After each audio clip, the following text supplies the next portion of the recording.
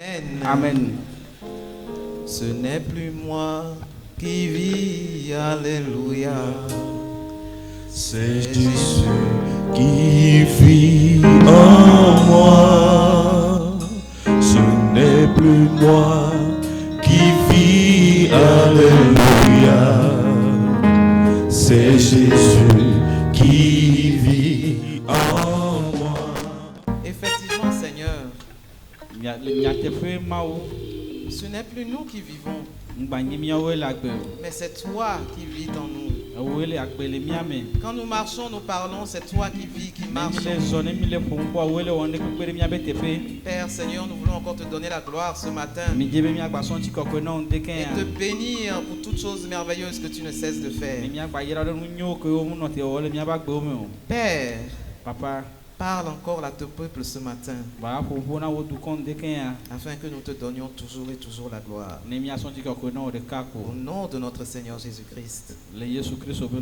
Amen. Amen. Amen. Amen. Le Seigneur m'a encore fait cette grâce immense, vraiment immense, de me tenir devant vous ce matin pour partager encore ces merveilles. Alléluia. Amen. Et nous bénissons le nom de Dieu pour la vie de notre coordinateur général. Et nous savons que nous sommes tous dans un seul esprit. Et que là où il est en mission, Dieu agira pour toujours et encore et encore. Amen. Amen. Aujourd'hui, nous allons partager une petite exhortation ensemble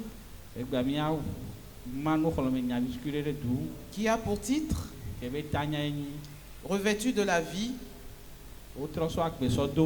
et scellé par l'Esprit. Amen. Amen. Nous allons nous baser sur 2 Corinthiens 5, des versets 4 à 5. Là, il est écrit: Car tandis que nous sommes dans cette tente,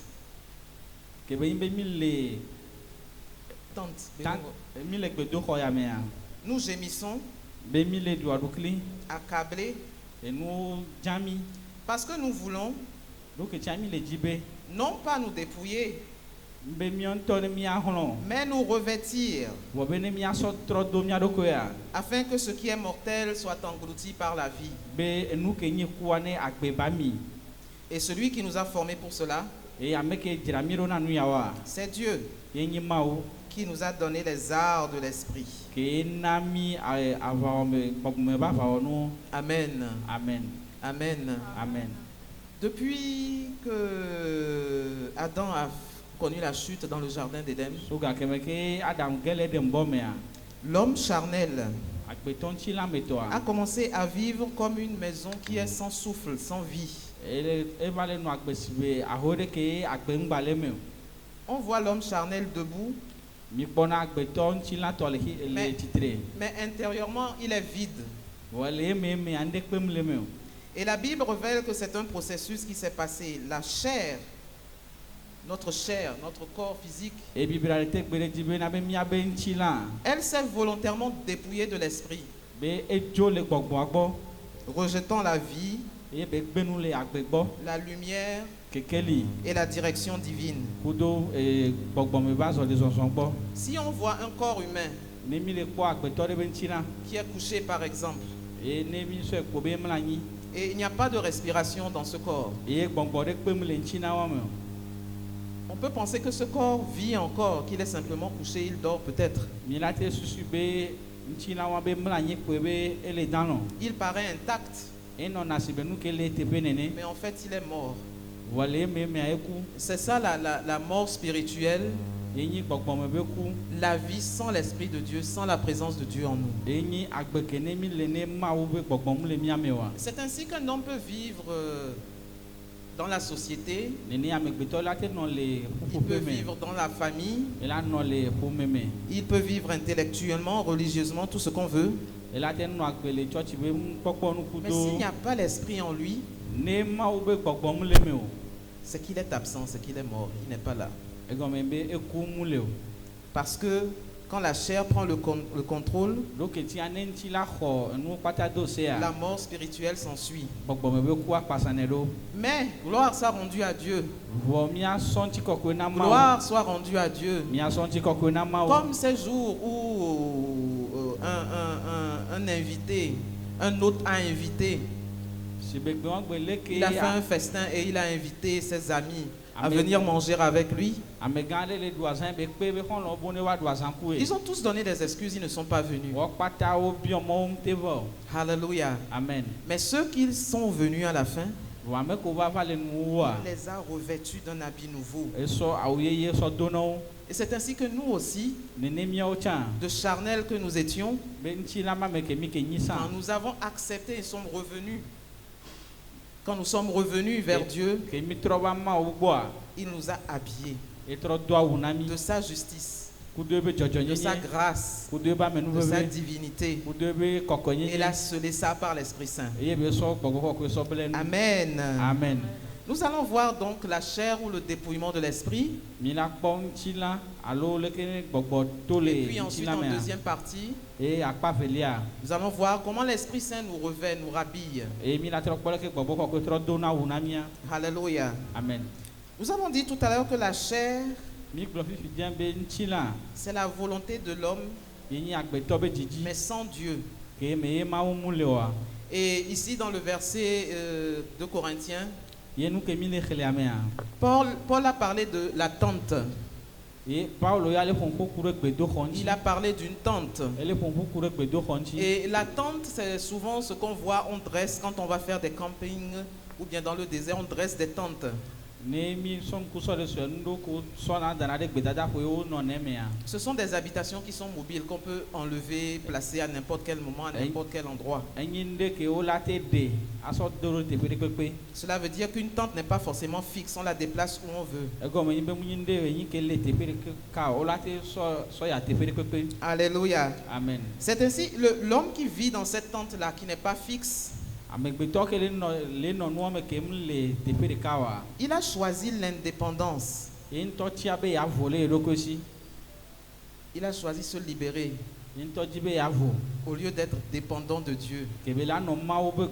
Alléluia. Amen. C'est comme par exemple un enfant qui refuse les conseils de ses parents. Il se dit, moi je suis assez grand, moi j'ai 15 ans, je peux faire ce que je veux, je peux. Alléluia. Amen. Il oublie cet enfant que s'il veut traverser la route, à son jeune âge, s'il veut traverser la route, et qu'il ne tient pas la main de son père, il risque de se faire renverser par une voiture. Alléluia. Amen. C'est ainsi que dans cette indépendance, nous nous voyons libres. Mais en réalité, nous sommes en grand danger. Nous sommes en grand danger. Pourquoi? Parce que nous évoluons à vue. Nous évoluons seuls. Nous évoluons sans Dieu. Nous évoluons sans cette petite voix qui nous parle chaque fois, ou même si elle est là et qu'elle nous parle, nous refusons. Nous la mettons de côté pour suivre nous-mêmes nos propres efforts. Alléluia. Cette voix nous parle. Mais l'homme charnel, il ne veut pas être conduit. Il ne veut pas être guidé. Il ne veut pas se laisser transformer par Dieu. Alléluia. Amen. C'est ainsi que cet homme charnel, son intelligence est séparée de Dieu. Son intelligence est séparée de Dieu, séparée de la lumière, remplie par les ténèbres. Quand c'est comme ça, nous raisonnons en l'air. Nous raisonnons sans révélation. Et même quand la révélation est là, nous l'ignorons. Souvenons-nous de Josué et les espions qu'on a envoyés sur la terre promise. Dieu leur avait bien dit, je vous donne ce pays. Et Moïse les a envoyés pour aller inspecter ce pays. La révélation est là. Je vous donne. Mais ils sont revenus et ils ont dit, oh, il y a des grands géants dans ce pays. C'est vrai, le lait et le miel coulent dans ce pays.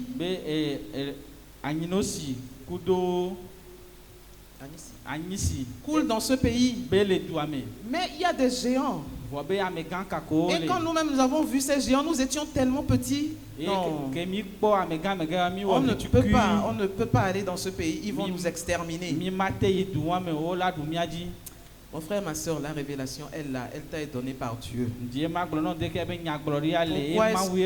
Pourquoi est-ce que tes regards sont encore fixés sur la réalité? Et pourquoi tu as ôté tes yeux de la révélation? Alléluia. Josué et Caleb ont dit non. Malgré cela, nous avons possédé ce pays. Parce que Dieu nous l'a donné. Possède ce que Dieu t'a donné aujourd'hui. Prends possession de ta révélation aujourd'hui. Reçois la parole que Dieu a dite dans ta vie aujourd'hui. Et que rien au grand jamais ne t'en détourne de cette parole. Marche avec elle. Et regarde seulement. Alléluia. Amen. C'est vrai que l'être humain a tendance à être guidé par les 5 sens.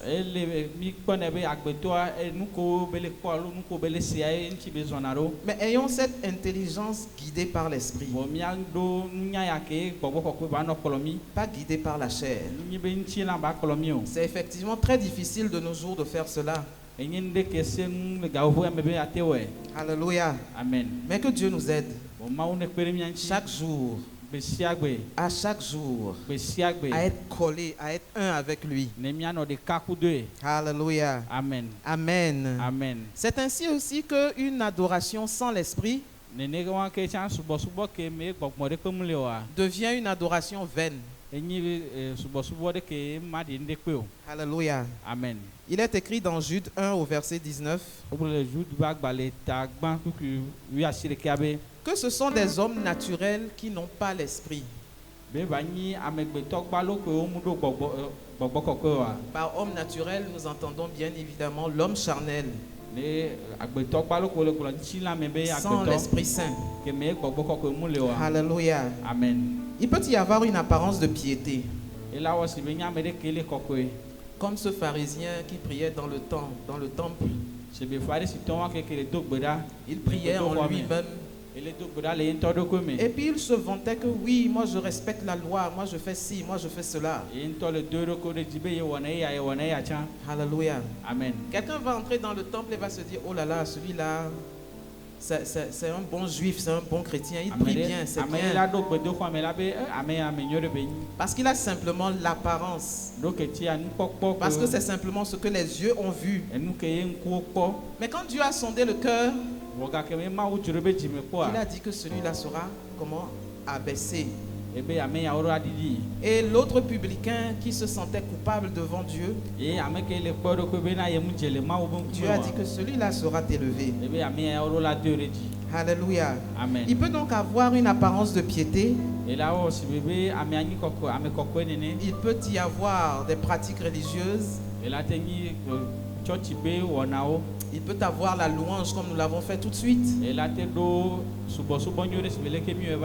Mais s'il n'y a pas l'Esprit de Dieu là-dedans, c'est vain. Cela ne glorifie pas Dieu. Cela devient une adoration, mais avec du bruit tout simplement. Alléluia. Amen. Alléluia. Amen. La chair peut imiter la religion, hein. Mais sans l'esprit, sans cette proximité, cette intimité avec Dieu, elle ne peut pas manifester la vie de Dieu. Alléluia. Amen. Mais alors, comment faire? Est-ce que c'est nous qui allons faire? Ou est-ce que c'est Dieu qui a fait? Alléluia. Amen. Paul dit dans 2 Corinthiens, que nous venons de lire, dans le verset 5, il dit que celui qui nous a formés pour cela, c'est-à-dire à nous revêtir de l'Esprit de Dieu, celui qui nous a formés pour cela, c'est Dieu lui-même qui nous a donné les arts de l'Esprit. Alléluia. Amen. Il nous a donné les arts de l'Esprit. Cela s'est passé comment? Cela s'est passé d'abord à la croix. Quand Christ a tout accompli à la croix pour nous. À la croix, ce que l'homme a perdu au moment de la chute d'Adam dans le jardin d'Éden, Dieu l'a restauré. Il a restauré au travers de Christ par sa parfaite obéissance. Christ a tout restauré, nous a tout remis, il nous a remis dans l'identité de Dieu. Alléluia. Amen. Alors qu'Adam, dans ce temps, s'était vu tout nu, à la croix, Christ nous a revêtus de sa justice. Christ nous a revêtus de sa divinité. Christ nous a tout pardonné. Maintenant, avec Dieu, nous sommes restaurés, réconciliés. Alléluia. Amen. Alléluia. Amen. À la croix, Christ est revenu, l'Esprit est revenu habiter en l'homme. Nous ne sommes plus cette tente qu'un vent fort du désert peut souffler. Et si les piquets ne sont pas bien ancrés dans le sable, le vent va souffler. Ah, non. Nous sommes devenus maintenant un temple habité. Un temple où l'Esprit de Dieu demeure. Le temple que nous sommes, vous et moi, ce temple n'est plus vide. Il est habité par l'Esprit de Dieu qui nous donne l'être, qui nous donne le mouvement et qui nous donne la vie, qui nous restaure journellement, à chaque instant. Alléluia. Amen. Galates nous dit marcher selon l'Esprit. Marchons selon l'Esprit qui est en nous. Parce que deux natures ne peuvent pas vivre dans ce temple. Si du moins deux natures sont dans ce temple, cela veut dire que celui qui va prendre le dessus, c'est celui que tu vas nourrir. Celui que tu vas nourrir. Si tu nourris l'homme charnel par les réalités de tous les jours,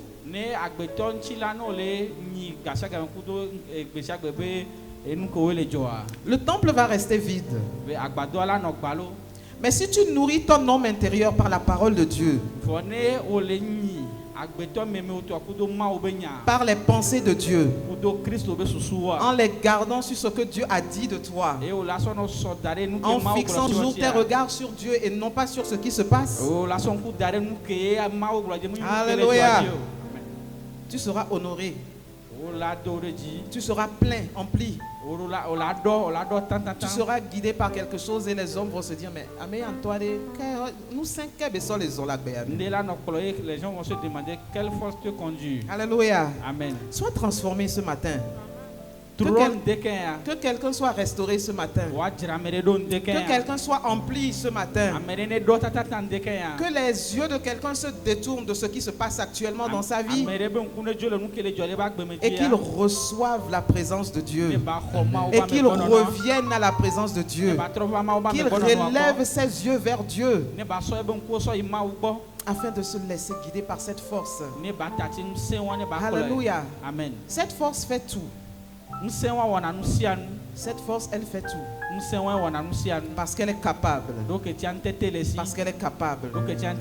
Elle peut faire au-delà de ce que ton cœur ou tes oreilles peuvent penser. L'essentiel, c'est que tu acceptes que sans l'Esprit, tu ne fais que survivre. Mais avec l'esprit, tu as la vie. Et tu as la vie en abondance. Et tu n'as pas n'importe quelle vie. Tu as la vie éternelle. Alléluia. Amen. Je prie que quelqu'un durant cette semaine qui va commencer demain, que cette personne voie, que cette personne entende et que cette personne reste fixée sur le roc, le rocher d'où elle a été taillée, et que tout vent, quel qu'il soit, ne l'emporte pas loin de la parole de Dieu, comme Adam a été détourné au temps du jardin d'Éden, mais qu'il se souvienne qu'à la croix, toutes choses ont été accomplies pour toi particulièrement, pour moi particulièrement, pour nous tous, tout a été accompli et fait. Donc, demeurons ancrés sur ce solide rocher. Au nom de notre Seigneur Jésus-Christ. Amen. Amen.